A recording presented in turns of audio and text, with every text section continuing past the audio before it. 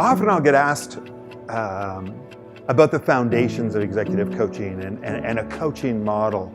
And I like to use an analogy around the distinction of the difference between a firefighter and a sports coach. So the first questions that I'll often ask a team when I first started engaging with them, I'll say, so does anybody know a firefighter? And inevitably somebody in the group will either know somebody who's a professional firefighter or a volunteer firefighter, and they'll raise their hands. And I'll say to people, so if you don't know a firefighter, I need you to have some empathy, and I want you to think about how a firefighter feels at the end of a workday. And if I said to you, on this particular day, this particular firefighter goes home and he's talking or she's talking to their partner, and they say, today was an incredible day.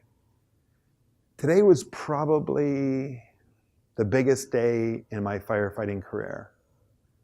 Today was probably a day that brought all of my training and all of my expertise and everything that I've learned about being a firefighter probably came into action today. And today is probably going to be remembered as one of my most proud moments. I asked the question, what would need to have happened?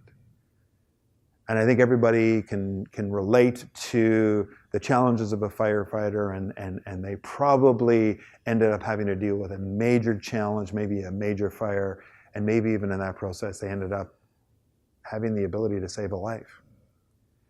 And we think about that from a business perspective, and I'll often ask leaders, how many times do we go home at the end of the day feeling like we have saved the day? We've solved all of the problems of the world. We've solved a million challenges that have been thrown at us, almost to the point where we feel like we're either the firefighter or the superhero, and we're there to solve all of the problems of the day.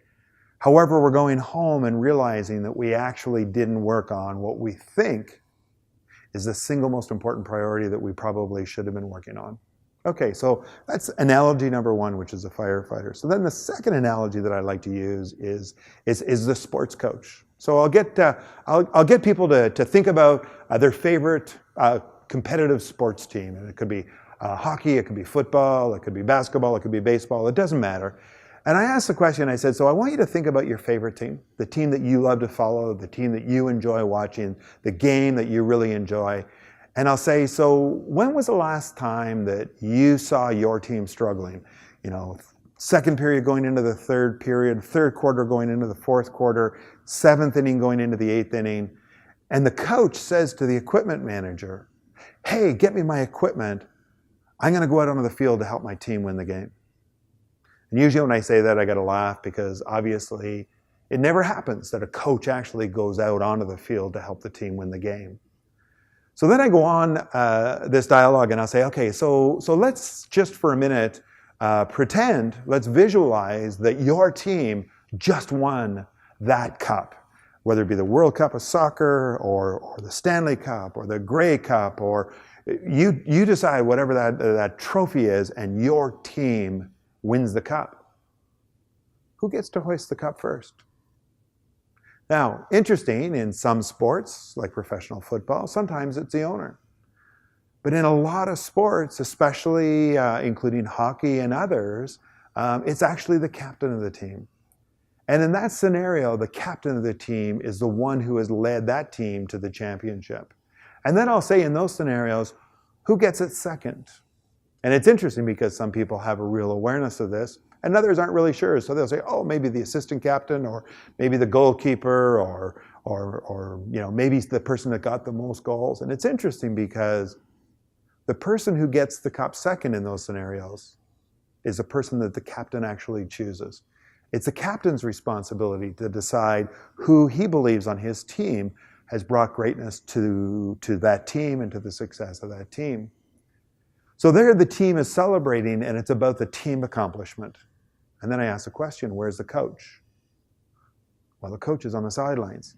The coach actually isn't a part of the celebration at this point in time. And I say, that's the analogy, that's the sweet spot of what I consider leadership. We know that the coach brings greatness to the team, but it's the team's responsibility to bring greatness to the success. And when the team does achieve that level of success, it's the captain and the team that gets to celebrate. Certainly the coach is there, but ultimately at the end of the day, it's about the team, and it's about the team celebrating. Now, it's interesting in professional football, there's a team process of pouring about 300 or 400 liters of Gatorade over the coach's head that actually says to the coach, okay, you can join in on our celebration. But really and truly at that point in time, it needs to be about the team. So my challenge back to you from a leadership perspective, who's accomplishing the success? Is it you? Is it you that gets all the glory, or is it your team? I'll often say to leaders, you know, it's funny, I can actually take a leader and I can bring a group of leaders into a training room for a day, and I can leave the team back at the operation, and the operation will often run itself pretty well without the leaders. However, if I were to take all of the employees and bring them into a training for a day and then just leave the leaders in the operation, maybe it won't be quite so successful. I'll say to leaders, if you're leading and nobody's following you, you're not really a leader, you're just out for a walk. I often joke with leaders as well, as I'll say, well, what happens if your team right now is buying lottery tickets as a group? And for some reason or another, that relationship that they have with you is such that they don't incorporate you into that group. And what if you find out on Monday morning that your entire team just won a major lottery and they're not coming back to work? Where are you now as a leader? As a leader, you are nothing without your team. Being a leader is actually being a servant. You have an opportunity to create greatness with your team, and it is your responsibility to care for them. I believe it's a Simon Sinek quote that says, you know, leadership is not about, you know, taking charge. It's about taking care of those people in your charge. And I really think that that quote speaks to that servant leadership, that stewardship responsibility that we have as leaders to take care of, to nurture, to help our team to grow, and to give them the opportunity to develop the tools to win the game.